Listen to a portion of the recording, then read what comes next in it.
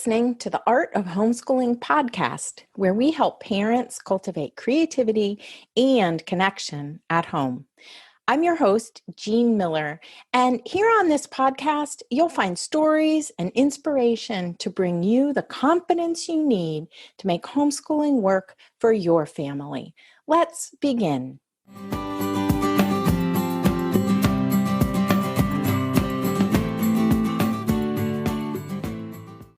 Hey there, my friend, and welcome to this episode for homeschoolers who feel stuck. Oh, that just might be all homeschoolers at one time or another. Am I right? That's why today I want to talk about feeling stuck and unmotivated on your homeschooling journey, because it can happen to any of us, and sometimes when we least expect it.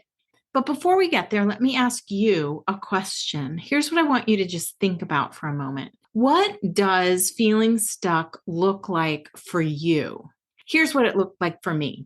Something would trigger feelings of discouragement, like my kiddos would whine and complain and not want to do what I had planned, which I thought, of course, they would love.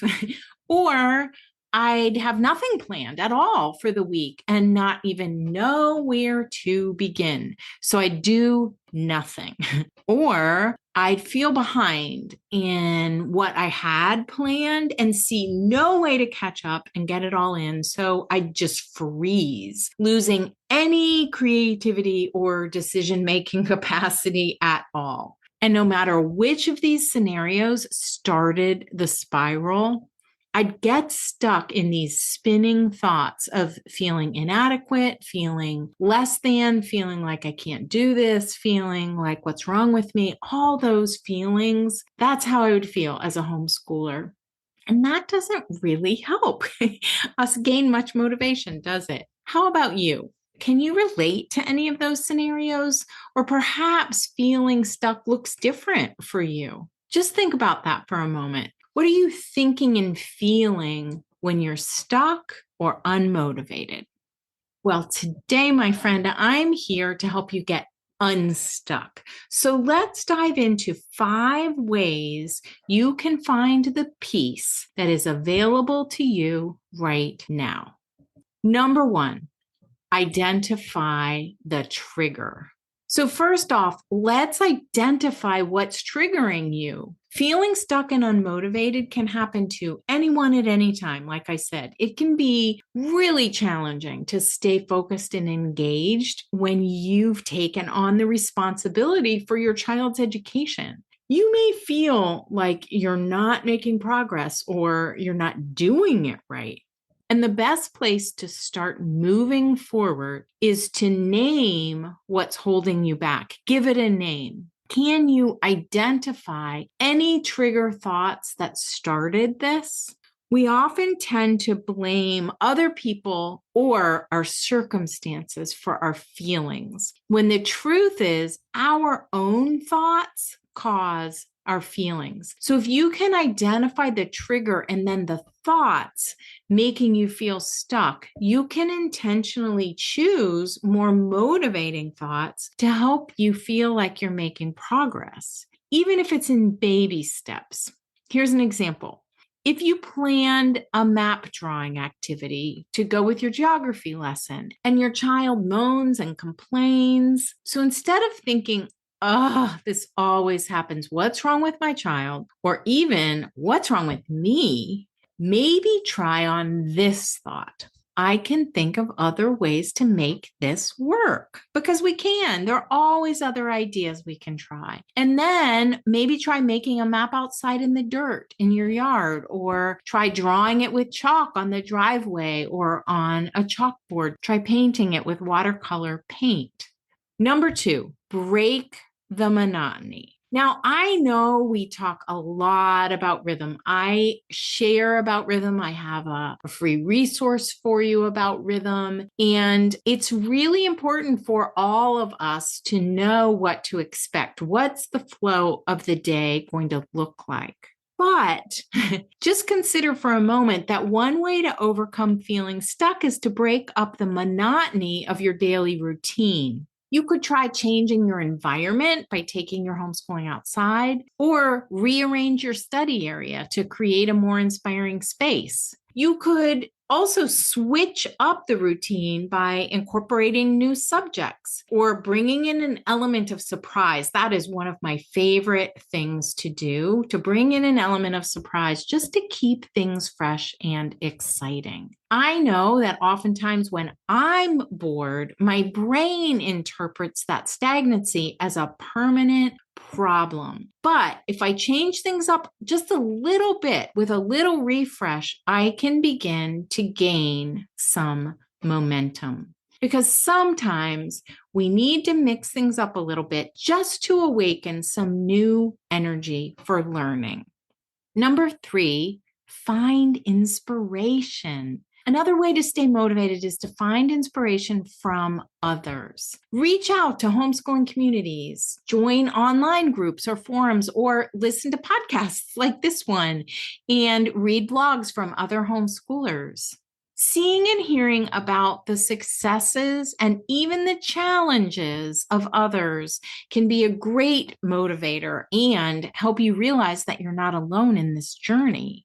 I'd love to invite you to come join the Inspired at Home community, where you'll find training, coaching, and community support. You'll find details at artofhomeschooling.com/inspired at home. One of the things that I love so much about our coaching calls in the community is that when one member asks a question, say about how to approach their child's struggles with math, everyone benefits from all the ideas that are shared. That's the power of community and finding inspiration from other homeschoolers. Number 4, focus on one thing. Setting small goals is also a great way to stay motivated and overcome feeling stuck. And the easiest way to do this is to focus on one thing at a time. Is it reading or writing you want to focus on for the next month or two? Or perhaps it's painting or poetry or getting more movement in, but just choose one. For me, the more stuck I feel, the smaller I need the goal or the focus to be. Sometimes the goal might be as simple as finishing a chapter of a book we've been reading aloud, or completing a main lesson book entry, or learning a new song or poem. Just be sure to create short-term goals for your homeschool. Seriously, just choose one. As I often say to homeschooling parents, scale back until it works and then build back up from there. We all need to do this periodically. And then be sure to celebrate each little win achieved along the way. This will help you stay focused and motivated and give you a sense of accomplishment as you progress through the year.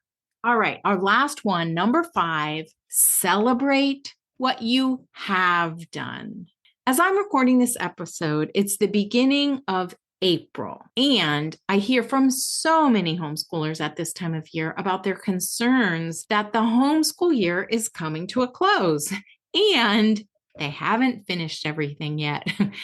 Here's what one of the Inspired at Home members asked me just a few weeks ago on a coaching call. She said, another school year is coming to a close in a few months, and I've run out of time again. Do I push through in order to keep my kids on track, or just let go? And here's the interesting part of that question, which we all ask at one point or another. I know I did at this time of year. But here's the question that I want to offer to you. Does pushing through even work? No, we cannot force our children to learn more quickly than they are. It's not possible. So it's really a moot point. I find a much better approach to first look at what you have done this year. Because you have done some learning. I promise you, you have made some accomplishments. So look at that and celebrate all of it. Then decide what you want to do with the time you have left. That's it. No beating yourself up, no wishing you were superhuman, just taking stock of where you are now and celebrating what you have done. As we wrap up, I just want to say that the truth is feeling stuck and unmotivated in homeschooling is a very common challenge, but it's important to remember that you have the power to overcome it. For me, feeling stuck and unmotivated usually stems from trying to do too much at once. And then when things begin to fall apart, I come to this sweeping conclusion that I'm stuck. I always get stuck. I feel like this is how it's going to be forever. But there is a way out, I promise you. By breaking the monotony, finding inspiration, and focusing on just one thing at a time, you can reignite your passion for learning, and your kiddos will pick up on that. Then you'll be able to better connect with each other and let the learning unfold without so much stress and anxiety, without so much tension. If you want loving support, check out the Inspired at Home community and see if it's right for you. Thanks for tuning in today, and you can find the show notes for this episode over on my website at artofhomeschooling.com/episode 128. You'll find links to resources I've mentioned, as well as a few other suggested episodes on related topics that you might want to listen to. See you next time. That's all for today, my friend. But here's what I want you to remember. Rather than perfection, let's focus on connection. Thanks so much for listening, and I'll see you on the next episode of the Art of Homeschooling podcast.